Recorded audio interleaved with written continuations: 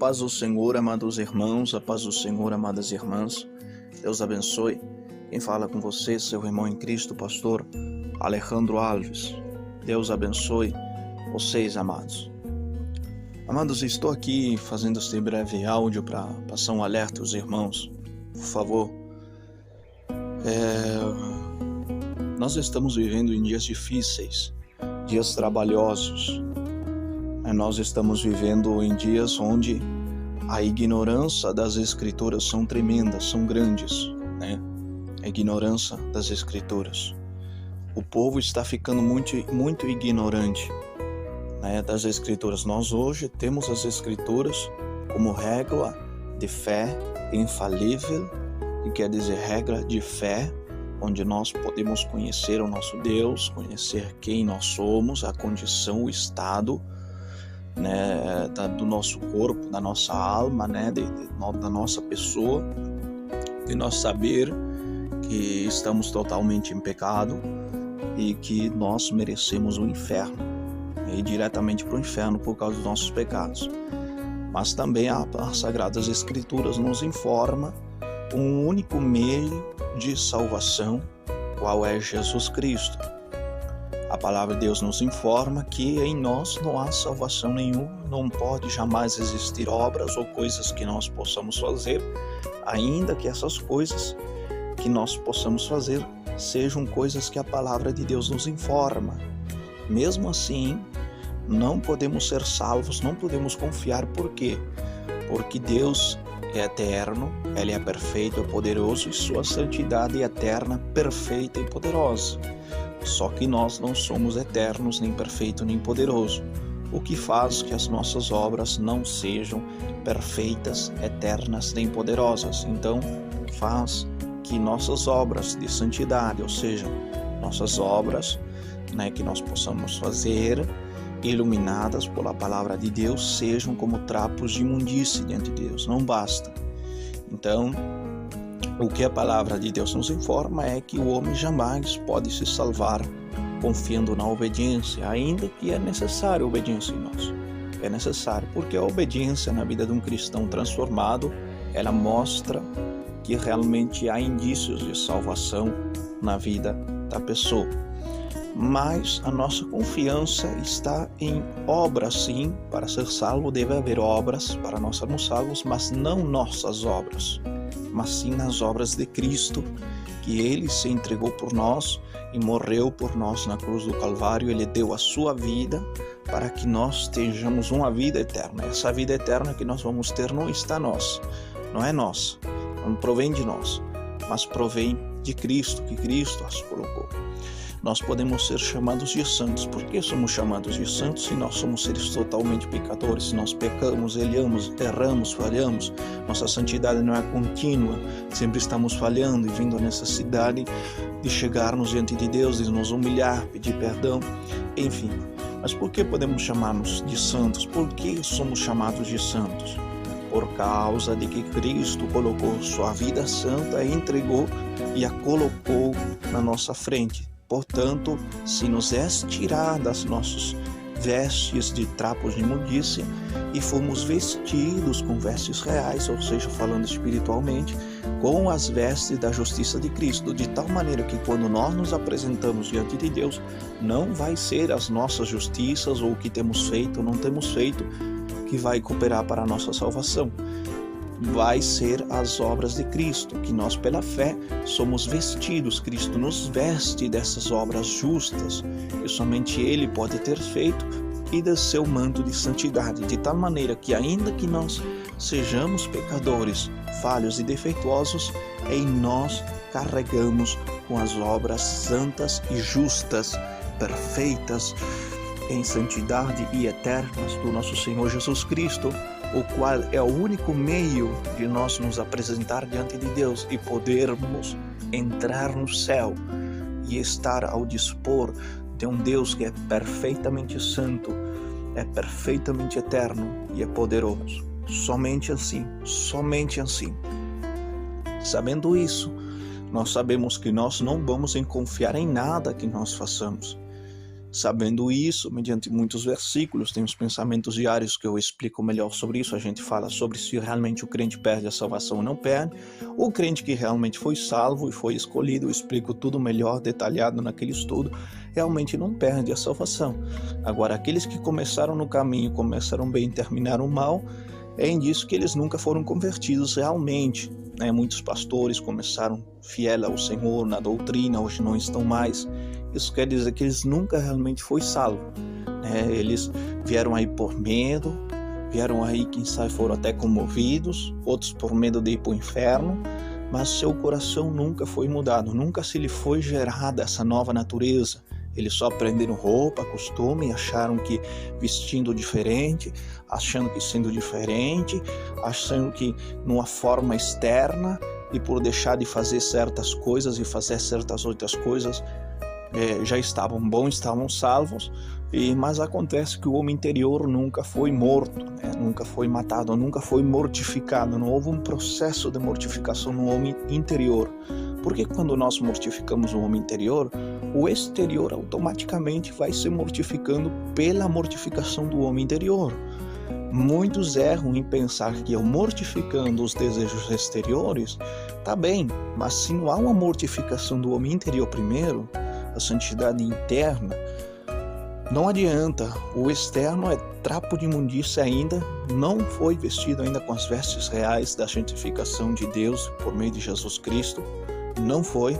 Então o tal está vivendo o legalismo, o evangelho ainda. Então, quem realmente foi salvo, é escolhido de Deus, pela palavra de Deus, realmente faz parte do povo escolhido, nasceu de novo realmente, Deus vai guardar ele, trabalhar ele até o fim, porque o que começou em vossa boa obra, aperfeiçoará até a vinda de Cristo. Irmãos, baseado nisto, quero agora, eu sei que muitos irmãos, fazem isto que eu vou alertar, por ignorância. Eles são sinceros, mas ignorantemente e sinceramente não deixam de estar equivocados. E a razão no qual eles agem assim é a falta do conhecimento bíblico. Nós vivemos em tempos onde as visões, revelações, arrebatamentos têm ocupado o primeiro lugar da palavra de Deus como régua infalível, inerrante e inspirada por Deus. Hoje, nós sabemos que a Bíblia é infalível, não falha, é inerrante, não há erros e é inspirada por Deus. Mas poucos sabem sobre a totalidade da Escritura. É aquilo que Lutero chamou e os demais reformadores futuramente chamaram como a toda Escritura, que significa a totalidade das Escrituras. Ou seja, que quer dizer a suficiência das Escrituras. Os cânone bíblico, a revelação de Deus que está descrita no cânone bíblico para aqueles que hão de herdar a salvação, é a totalidade, é tudo e é o suficiente que nós precisamos para ser salvos. A nossa régua de fé infalível está ali para qualquer uma das nossas decisões que devemos de tomar, para a nossa fé para a salvação e para nós termos boas obras, não para apoiarmos nelas para a salvação, mas para mostrar que sim, houve já uma mudança na nossa vida e que somos diferentes, andar como novas criaturas. Sabendo isso, nós não confiamos no aquilo que obedecemos, mas confiamos naquilo que Jesus fez. E se eu confio naquilo que Jesus fez e tenho a fé genuína, nasci de novo, automaticamente a parte externa, o meu corpo, vai ser sustentado pela obediência da palavra de Deus, porque agora eu sou luz e não vou viver mais nas trevas e no pecado. Irmãos, como se perdeu a totalidade das Escrituras, como se perdeu o estudo das Escrituras, nós estamos confundindo, confundindo a palavra de Deus por não haver vamos dizer assim, um estudo. Os pastores estão perderam aquilo que eu sempre alerto, né? Perderam o foco das doutrinas fundamentais, né? Por causa de dar mais ênfases a milagros, libertações, fala em língua e todas essas coisas nos dons espirituais. Eu, como pentecostal, eu creio nos dons do Espírito Santo, creio que Deus cura até hoje, que Deus liberta. É necessária a libertação para as pessoas possuídas por demônios, oprimidas, mas jamais isso deve ocupar o lugar das Escrituras. A primeira coisa, né, deve ser a nossa búsqueda do reino do céu, deve ser nós capacitar, nos escudrinhar. Jesus mesmo disse: escudrinhai as Escrituras, porque nela vos parece que tens vida eterna, e a qual são elas que testificam de mim. Vou ler um versículo para o que eu vou falar agora, irmãos, para me apoiar no que eu vou falar agora, e se encontra no livro de Hebreus, capítulo 1, e verso 3, tá bom? Diz assim: havendo Deus outrora falado muitas vezes, de muitas maneiras, aos pais, pelos profetas, nestes últimos dias nos falou pelo Filho, a quem constitui o herdeiro de todas as coisas, pelo qual também fez o universo. Ele que é o resplandor da glória de Deus, a expressão exata do seu ser, sustentando todas as coisas pela palavra do seu poder, depois de ter feito a purificação dos pecados, assentou-se à direita da majestade nas alturas, tendo se tornado, verso 4, tão superior aos anjos, quanto herdou mais excelente nome do que eles. No versículo 1 diz: havendo Deus outrora falado muitas vezes, de muitas maneiras ou de muitas formas, aos pais pelos profetas. E em verso 2, nestes últimos dias, ou seja, depois da morte de Jesus Cristo, nos falou pelo Filho, a quem constituiu o herdeiro de todas as coisas, pelo qual também fez o universo. Então faz uma separação, só esses dois versículos, de que no passado, antes da vinda de Cristo, Deus falou de muitas maneiras, de muitas formas. E depois culminou a sua revelação, aquilo que nós chamamos a revelação especial, né? A revelação especial é a palavra de Deus. Está a revelação natural, que é onde Deus se revela. Salmista Davi, Salmo 19, diz: os céus contam a tua glória, o dia, a majestade, toda a perfeição mostra uma coisa, que Deus existe. Então a revelação natural, tudo criado, a maneira que ela se move, o universo, tudo, a perfeição que é neles, só mostra uma coisa: Deus existe. Qual é a função da revelação natural? E também é geral, porque Deus se revela de uma forma geral para todo o ser humano, independente se é mau ou não, ou é bom, ou crente ou não crente, é mediante as coisas que existem, chamado-se natural, ou seja, aquilo que é criado, mas também geral. Deus se revela de uma forma geral a todos. O propósito dessa revelação de Deus, qual Deus se revela, é mostrar a existência dele. Então, o primeiro propósito é mostrar a existência dele, para que o homem adore e glorifique a Deus por tudo o que ele é. Mostrar que Deus existe, é provar que Deus existe por tudo que ele criou, né? Todas as coisas perfeitas mostram que o seu Criador é perfeito. E essa revelação foi dada antes da criação do homem. O homem foi criado de uma forma perfeita, de uma forma santa, não tinha pecado. Foi a sua desobediência que trouxe o pecado ao mundo, a morte e a destruição. Então a revelação natural e geral, ela é dada antes até mesmo da criação do homem. E ela se manifesta de três formas. Se manifesta na criação, se manifesta na providência, porque as coisas criadas não somente foram criadas e deixadas ali por vontade própria, não.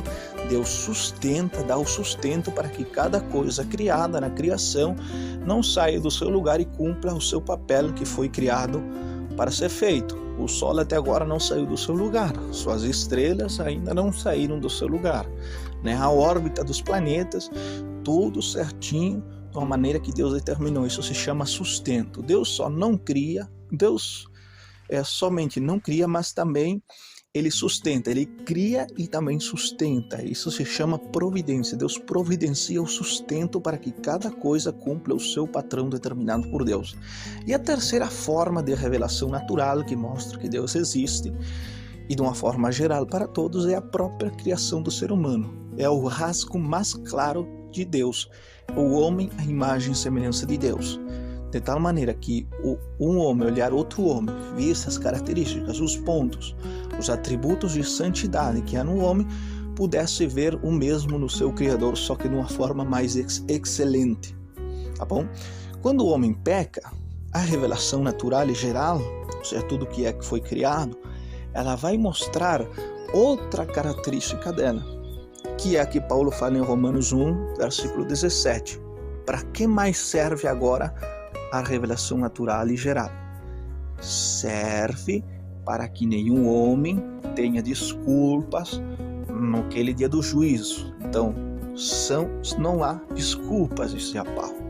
Se ouviu ou não ouviu, se entendeu ou não entendeu, porque desde o céu desce a ira de Deus, dizia Paulo. Paulo utiliza a revelação natural e geral para que o homem fique sem desculpa diante de Deus, embora não tenha ouvido o Evangelho, mas pelo que a natureza revela, mostra que é um Criador supremo e que esse Criador não pode ser nunca um Deus à semelhança de cobra, de algum bicho, de algo corruptível, como Paulo descreve, senão que ele tem que ser superior a isso. Mas os homens, diz Paulo, trocaram a glória de Deus a uma imagem corruptível, diminuíram a uma imagem de algo corruptível, coisas que existem nesta terra.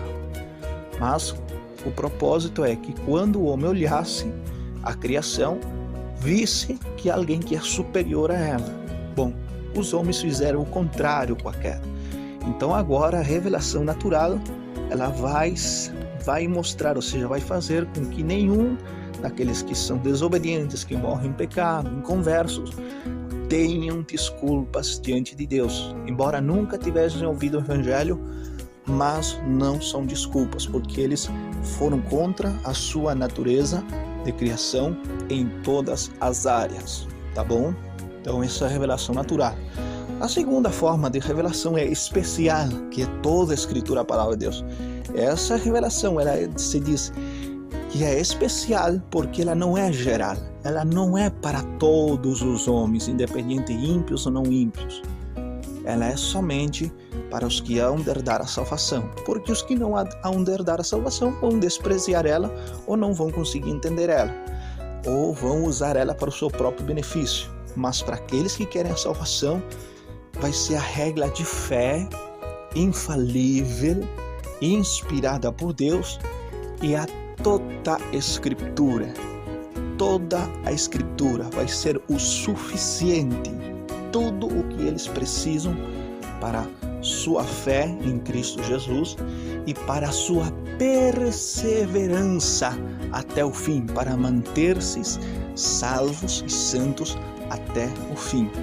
Essa é a providência de Deus na salvação do homem. Revelação, a forma em que Deus agora se revela de uma forma especial, por meio das Sagradas Escrituras. Só que essa revelação de Deus às Santas Escrituras, o autor de Hebreu que nós lemos aí, diz que Deus se revela por meio de uma forma especial, anunciando redenção e salvação, de muitas formas antes da vinda de Cristo. E quais são essas muitas formas? Nós temos pelo menos 3 formas, amados. A primeira em forma de teofania, onde geralmente a teofania é mostrada desde o início de Adão, onde Adão se aparecia, Deus se aparecia a Adão e a Eva. Logicamente que Deus não se aparecia em sua glória, porque nenhuma carne poderia resistir, mas ele teria que apresentar-se mediante aquilo que o homem conhecia e aquilo que o homem via. Então Deus tomava a forma de uma pessoa ou de alguma outra coisa. Ele tomava e vinha e falava com o homem, vinha ter com o homem. Até o mesmo Satanás, que era um anjo, ele teve que tomar a forma de uma serpente para enganar a Eva, porque ele nem sequer pôde se apresentar na sua forma caída também que ele tinha. Então ele teve que pegar a forma de uma serpente para se comunicar com o homem. Então, essa forma que Deus toma para se comunicar com o homem se chama teofania, que quer dizer Deus, e fania, que quer dizer Deus se manifesta, ou Deus toma forma. Fania quer dizer forma. Deus, fania, forma. Deus tomando forma. Forma de quê? Forma de algo que o homem conhece. Então Deus poderia tomar forma do anjo. Quando aparecia o anjo do Senhor, os anjos não recebem adoração nenhuma. Nós sabemos que anjo não recebe adoração de homem. Mas há alguns casos no Antigo Testamento em que anjo recebe adoração. Bom, esse anjo não era qualquer anjo, nem sequer era um anjo. Era o próprio Deus em forma de anjo. Tomava a forma de um anjo na forma de teofania. Por exemplo, em Abraão, Deus tomou a forma de uma tocha de fogo. Quando ele faz aliança com Abraão sobre o pacto, anunciando o Messias, o pacto de Israel, ele toma a forma de uma tocha de fogo. Então ali vemos a teofania, Deus tomando forma de uma tocha de fogo. Agora, a teofania no caso de Moisés, quando sai do povo de Israel, Deus toma a forma de uma coluna de fogo, e no campamento para os egípcios era uma nuvem de trevas. Mas diante do povo de Israel ia o Senhor na forma de uma coluna, uma nuvem, uma coluna de fogo, Então, teofania, quando Deus descia para falar com Moisés na nuvem, nos sinais e trovões, teofania, Deus descia na forma de nuvens. Teofania, Deus tomava uma forma de algo que o homem conhecia para se manifestar, visto que nenhum homem pode ver a forma real de Deus e permanecer com vida.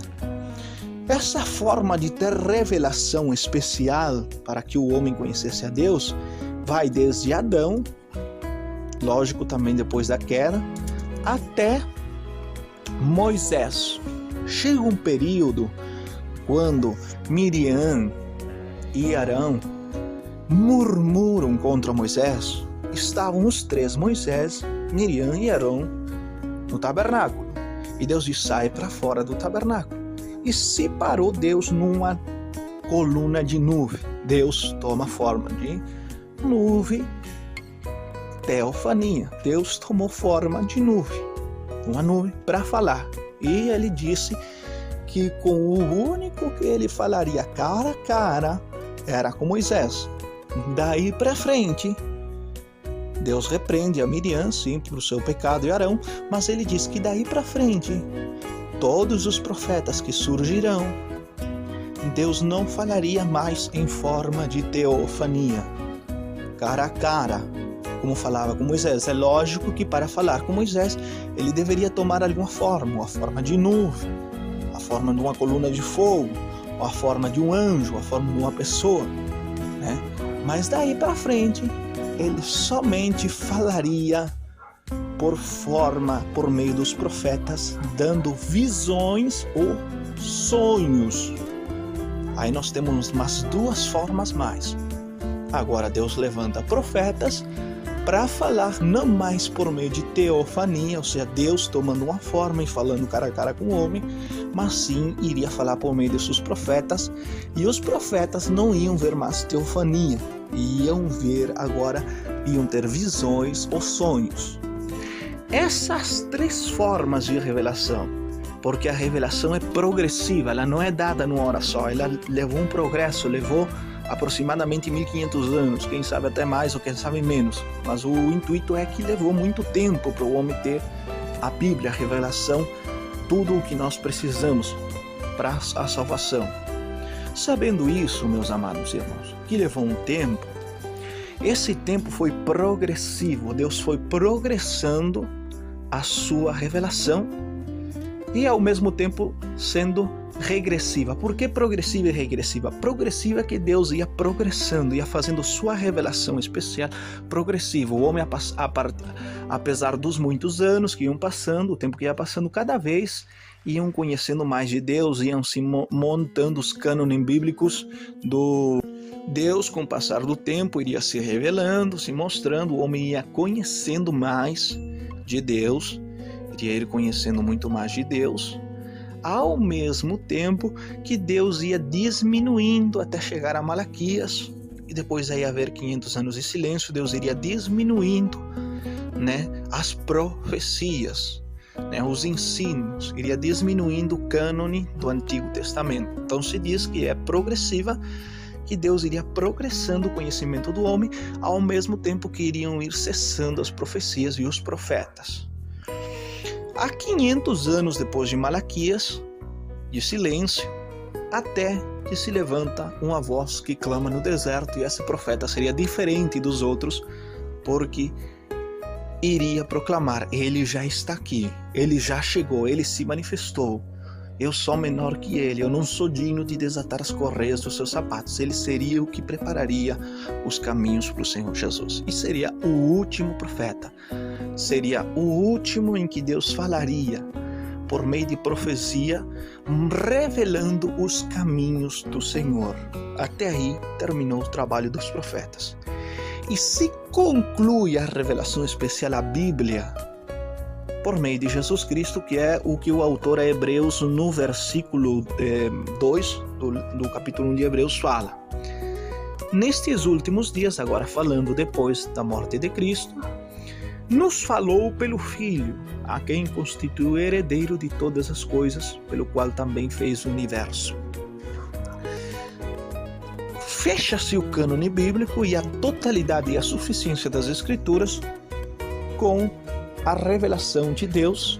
Fechou-se tudo que nós precisamos para a salvação com a palavra de Jesus Cristo, o que Jesus falou, com os ensinamentos de Cristo, por meio dele mesmo, quando esteve na terra, e por meio dos seus apóstolos, os alicerces, os pilares da igreja.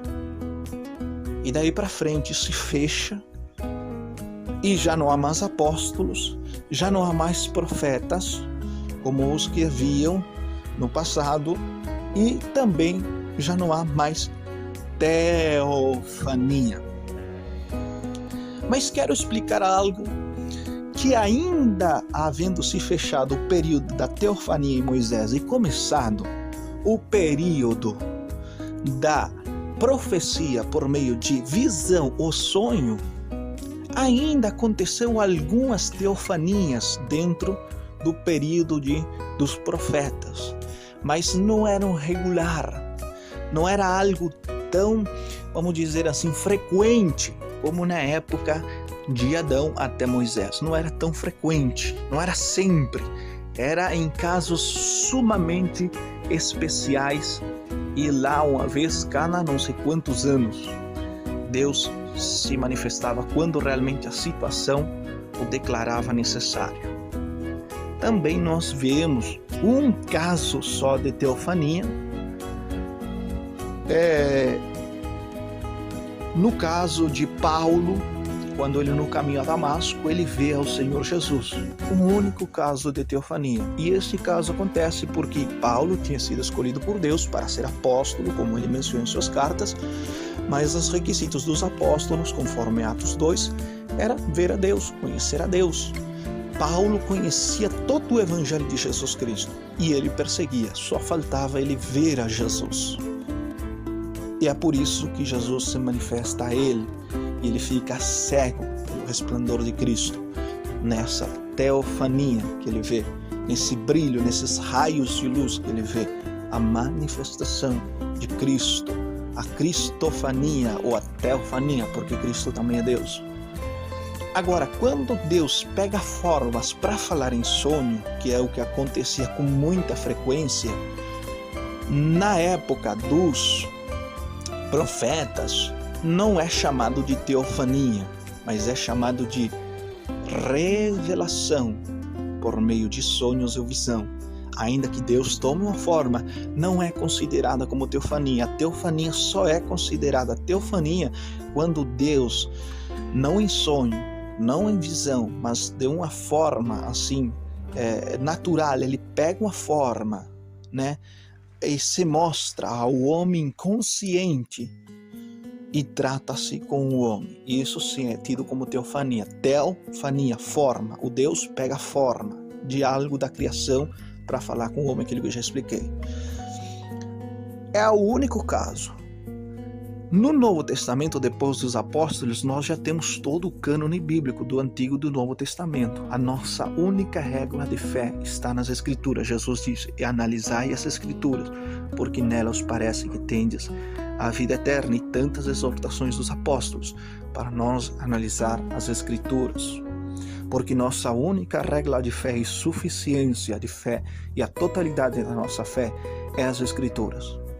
Agora, pode haver uma teofania, Deus pegando forma nos dias que nós vivemos, apresentando-se para o homem natural, sem o homem estar dormindo ou ter visão? Pode, porque nós sabemos que Deus é soberano, mas seria algo que não é frequente. Seria algo que não é frequente e não é sempre. Não é sempre. Amém? É algo que não é frequente e que não é sempre. Amém? Pode Deus falar em sonhos e em visão, como falou com os profetas no tempo dos profetas, no passado, antes de Cristo? Pode, porque Ele é soberano e Ele pode dar uma visão, pode dar um sonho, sim, porque Ele é soberano. Mas não será frequente, porque o período de visões e sonhos, que era em forma de profecia para os profetas, acabou. Agora, Deus pode dar uma visão de um alerta, um sonho, quem sabe tratando com você mesmo, porque você não prestou atenção à palavra. Como Ele também não pode te dar nada e pode te falar mediante a palavra. Ele te capacita, te abre os olhos e te fala mediante as Escrituras mesmo, que é o essencial, é o primordial. Ou pode falar mediante a letra de um louvor com você, te corrigir, fazer você prestar atenção e aí, pum, acendeu a luzinha na sua mente e você entendeu que você está errado e precisa se consertar. Tá bom? Então, há muitas maneiras, mas tudo gira em forma da palavra. Mas visões e sonhos não são mais frequentes, não são com a mesma frequência que no tempo dos profetas. Por quê? Porque nós temos a totalidade das Escrituras. E agora eu vou falar algo para a igreja hoje que está imadura, que perdeu o estudo, o conhecimento das Escrituras, analisar as Escrituras e as doutrinas essenciais, bíblicas fundamentais. Há muita visão, há muito arrebatamento, com muita frequência. O que isso me faz pensar que a maioria dessas visões e revelações e arrebatamentos não passam de, na maioria, sentimentos carnais, êxtases carnais da própria mente do ser humano, auto-hipnoses. O homem coloca uma coisa na cabeça e começa ele mesmo se fazer real, e quando vê, é real, e se engana a si mesmo, porque para ele está parecendo real. Mas é aquilo que se chama-se auto-hipnose. O homem, ainda não sabendo, mas quando coloca uma coisa na cabeça, se faz real aquilo. E auto-hipnoses ou até mesmo hipnoses. Há muitos hipnoticistas por aí, nos púlpitos. Amém? Mas não sempre é Deus. Deus vai falar de uma forma firme e clara, somente, unicamente, principalmente, primordialmente, à luz das Sagradas Escrituras. E acabou. Nós não podemos trazer um período profético que era dos profetas, como Jesus falou a Moisés: agora em diante falarei pelos meus profetas, somente por visões e sonhos. E o autor Hebreus está dizendo que esse período terminou e que a revelação de Deus se conclui nos ensinamentos de Cristo e dos apóstolos. Pronto, cessou o tempo das visões, dos sonhos. Que Deus possa dar, pode, mas não será frequente. Não será frequente, não será mostrando sua vontade. mas sim em somente assuntos totalmente necessários. Sabendo disso, irmãos, me chegou a mim uma revelação. A pessoa, não digo que seja falso profeta nem nada, às vezes, como falei no início, a pessoa não conhece, a pessoa não tem conhecimento, como muitos não têm conhecimento das escrituras, até mesmo como eu também tive um período que estava nessa meninice, não ter conhecimento, até que Deus me iluminou, pela graça de Deus, e comecei a descobrir essas doutrinas fundamentais e essenciais, e a escritura passou a ser a totalidade para mim. Amém? Então, uma vez eu comecei a descobrir as verdades bíblicas e comecei a ver muita coisa errada em mim e dentro da própria igreja. E que a igreja não sabe distinguir nesses períodos que são tão claros, pero tão claros na Bíblia. Não é que é seminário teológico, teologia, não, é algo claro, basta só analisar com cautela, com cuidado e pedir a Deus que Deus nos abra os olhos para compreender sem passar por alto. Comecei a ver muitas ideias e formas erradas. E voltando ao caso, surgiu uma revelação que diz que bules e bandejas e potes e não sei que coisa mais é a marca da besta. É a marca da besta. Queridos, eu fiz um estudo falando detalhadamente sobre a marca da besta. Amém? E expliquei ali na área simbólica. Se realmente objetos é a marca da besta, objeto que sempre usamos, muitos dos cristãos que morreram estão no inferno agora, que foram fiéis à doutrina. Quem não tem um bule, quem não tem uma panela, quem não tem um pirex, quem não tem um bule de plástico, um recipiente onde você guarda comida ou guarda coisas, quem não tem? Amados, por ser consagrado ao diabo, não quer dizer que nós vivemos em um mundo que é totalmente corruptível. Quando a palavra diz não ameis o mundo, porque quem ama o mundo, o amor do Pai não está nele, né? E sim o mundo, né? Não se refere somente a coisas sacrificadas aos ídolos ou à roupa. Se refere a tudo. Preste atenção na palavra, tudo o que há no mundo. O que há no mundo? Tudo. Você, eu, meu corpo, um corpo de morte, um corpo caído, porque por causa do pecado. A destruição no mundo, os furacões que há no mundo. Deus não criou o mundo para ver furacões e ferir o homem. Pelo contrário, Deus tudo que criou para beneficiar o homem. Foi o pecado que, como fala Paulo em Romanos 9, só ler as Escrituras, forçou a própria criação a entrar em um estado de corrupção. Quer dizer, se tornar imperfeita. Aí surgiu falhas tectônicas, terremotos, furacões, porque a natureza que foi criada para beneficiar o homem, servir ao homem, para que juntos servissem a Deus, para alegrar o homem, para satisfazer o homem, ao homem cair, aquilo que foi criado para beneficiar ele, não pode permanecer no estado perfeito, porque foi criado por causa dele e para ele. Então, se ele se tornou corrupto, a própria criação é forçada pelo pecado do homem a tornar-se corrupta também.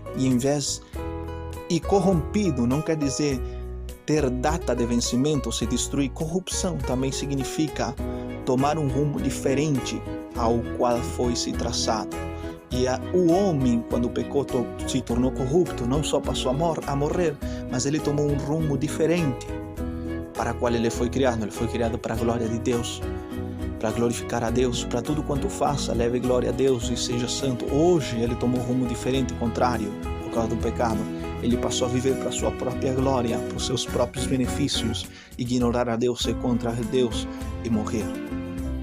A mesma coisa, a criação foi criada para servir ao homem, agora tomou um rumo contrário, passa a destruir, a ferir o homem, e o homem passa também a destruir a própria natureza.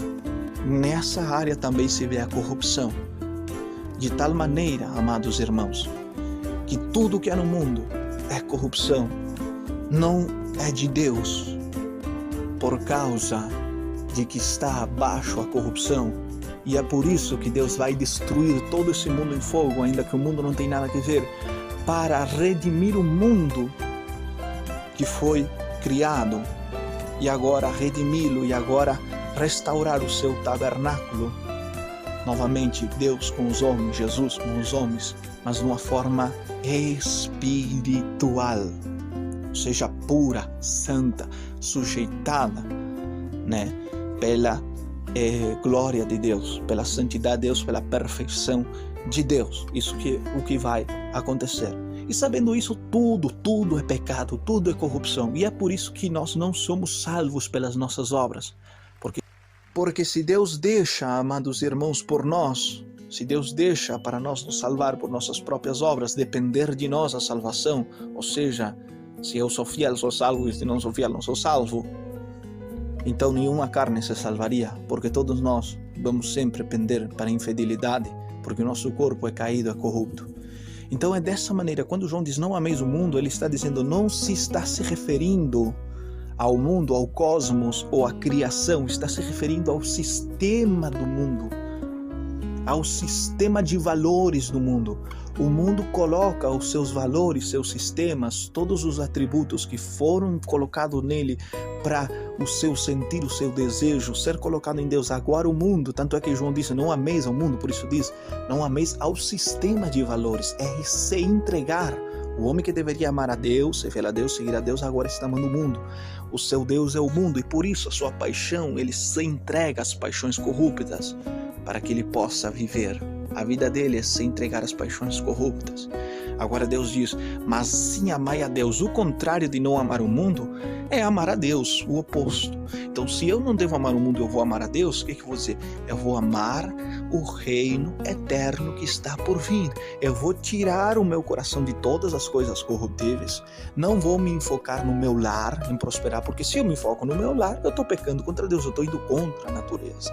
Mas ainda eu vou buscar somente o necessário. Jesus ensina dizendo, Pai nosso, dai-nos hoje o pão de cada dia.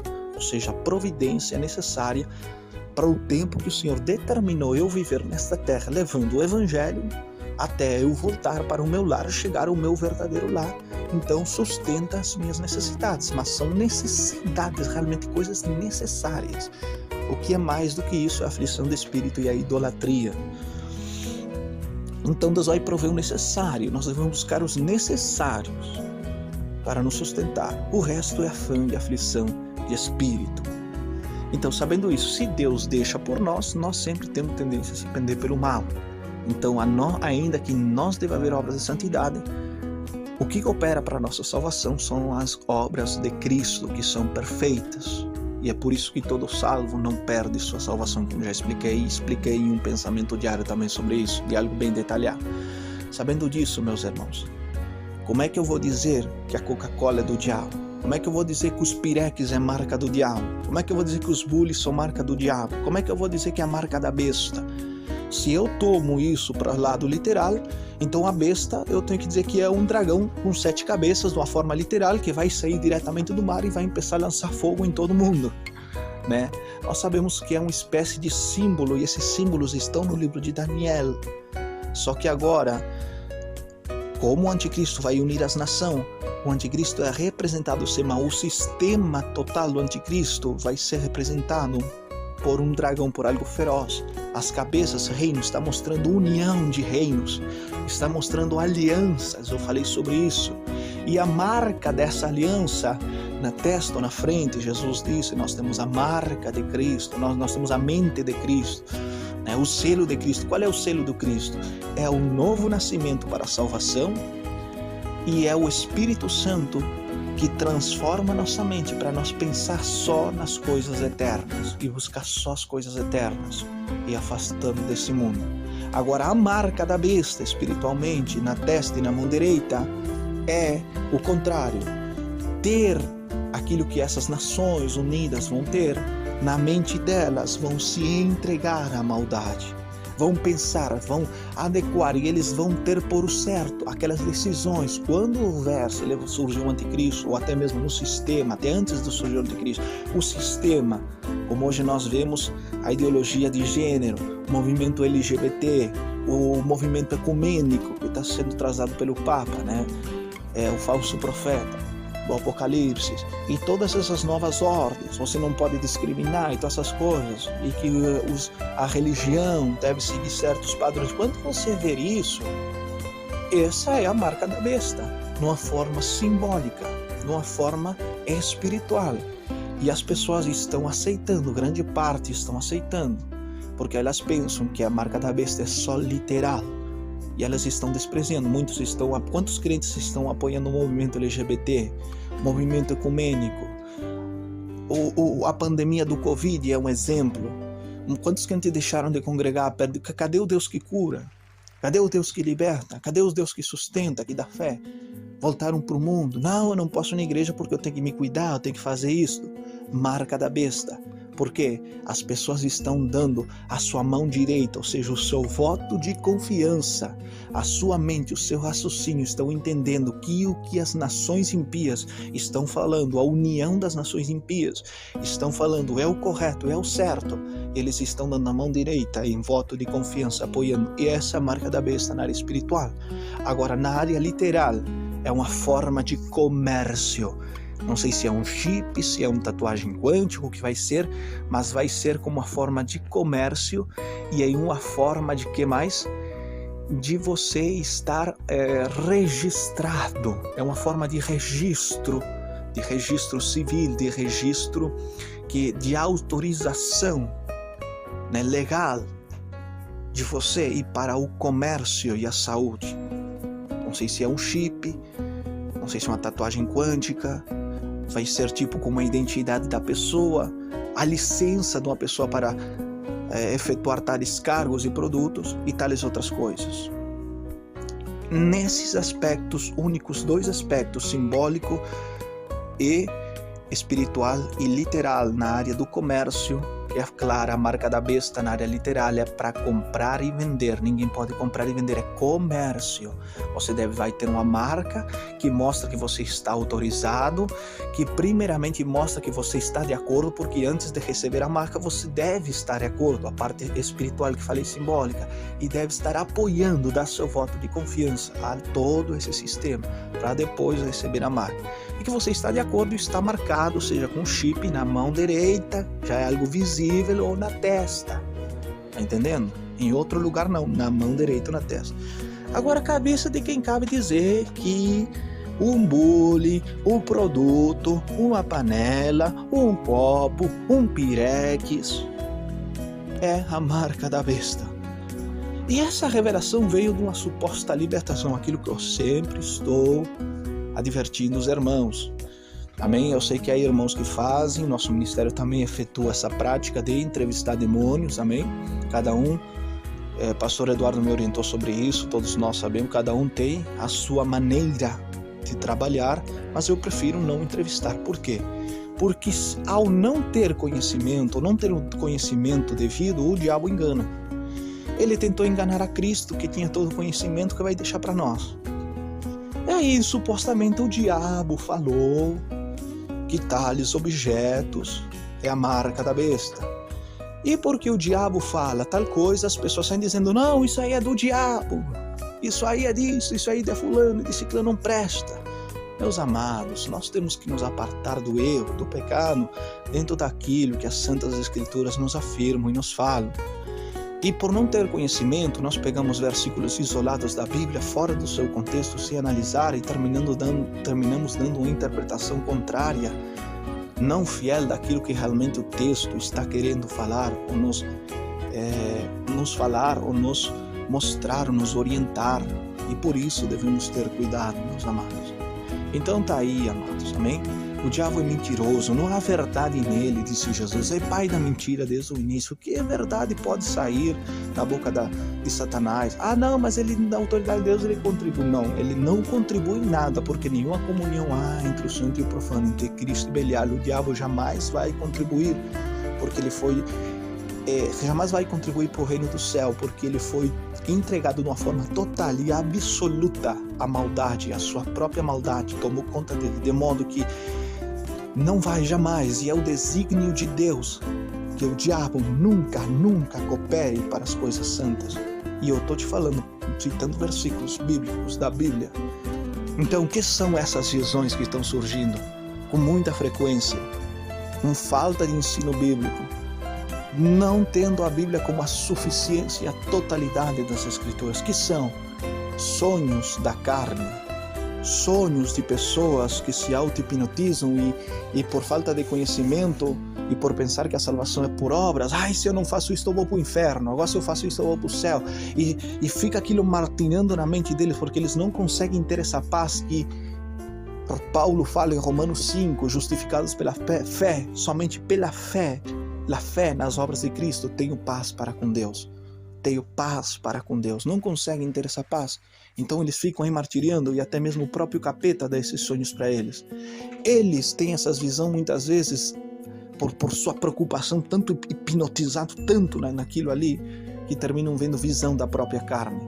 O período de visão e sonhos com frequência cessou nos profetas. Que pode haver, eu não duvido disso, não duvido dos dons e da operação dos dons, mas o primordial é a palavra de Deus. E se Deus dá uma visão, um sonho, tem que bater com a palavra de Deus. Essa coisa de que o diabo disse que tal coisa é consagrada a ele, tudo nesse mundo é consagrado ao diabo. Então, o fato de nós vestirmos já é por causa do nosso pecado. Nós vestirmos com pudor e modéstia já é um pecado. Mas como, pastor, pode ser um pecado? Sim, porque quando Deus fez Adão e Eva, eles andavam pelados. Mas por que andavam pelados? Porque não havia maldade no coração dele. Quando eles pecaram, houve maldade, a maldade sexual, o qual levou a Deus ter que vestir o homem para não despertar esse instinto sexual depravado e corrompido no homem e na mulher. Então, o fato de que nós temos que vestir com pudor e com modéstia é por causa do pecado. Se fosse na natureza, nós tínhamos que andar como Adão e Eva, mas por causa do nosso pecado é impossível que isso possa acontecer. Então, meus amados, tudo realmente é fruto da corrupção. Nós temos que nos apegar às obras de Cristo. Há coisas que convêm e há coisas que não convêm, isso é claro. Mas nós não podemos deixar de usar algo porque dizemos: o diabo me mostrou, está no inferno, foi fiscalizado no inferno, foi consagrado ao diabo. Meus irmãos, quando eu sei que um alimento, algo consagrado ao diabo, eu me afasto. Quando eu sei que uma loja está vendendo algo que é consagrado ao diabo, eu deixo de comprar ali e vou buscar em outro lado. Mas hoje em dia, nos dias que nós vivemos, tudo está sendo consagrado ao diabo. E por isso Paulo disse: aquilo que se apresenta a Deus com ação de graça é santificado. Ou seja, toda maldade, toda macumba, bruxedo é expulso de tal obstáculo. Da roupa que você compra, do bullying que você compra, da panela que você compra, da vestimenta, do objeto, do brinquedo para criança. Quando você ora com fé, aquilo é santificado do mal. E essa é a nossa regra de fé. Então voltemos às Escrituras. Deixe de estar prestando atenção somente em sonhos e revelações. Voltemos à palavra. E deixe também de andar fazendo caos de tudo que o diabo diz. Que o propósito disso é colocar vanglória e soberba no coração do homem. Que Deus abençoe. Fique na paz do Senhor.